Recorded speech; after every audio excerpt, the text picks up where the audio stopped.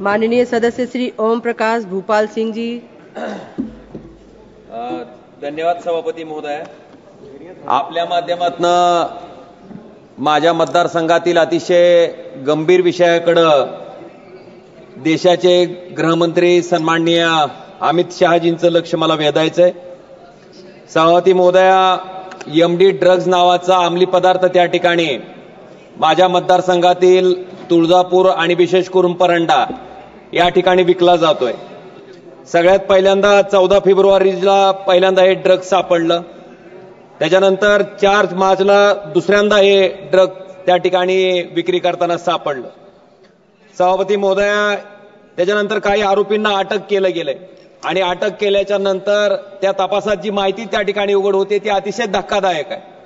मागच्या 2-3 वर्षापासून याची विक्री चालू आहे आणि त्या जी महिला ही रॅकेट चालवते तिचं अकाउंट तपासल्याच्या नंतर जवळपास 5 कोटी रुपये त्या एकाच अकाउंटवर त्या ठिकाणी जमा झालेले आहेत। काही सोनं त्या ठिकाणी हस्तगत केलंय। सभापती महोदय, माझं एवढंच मागणी आहे, विनंती आहे की 2-3 वर्षापासून नेमकं कोणाच्या आशीर्वादाने हे त्या ठिकाणी चालू होतं। स्थानिक पोलिसांचा त्या ठिकाणी याच्यात सहभाग होता आणि दुर्दैव असं आहे की ह्याचा तपास पहिल्यांदा हेड कॉन्स्टेबलकडे दिला गेला, त्यानंतर PSI कडे, त्यानंतर API कडे। मला वाटतं अशा गंभीर गोष्टीकडे अतिशय किरकोळ पद्धतीने त्या ठिकाणी बघितलं जातंय।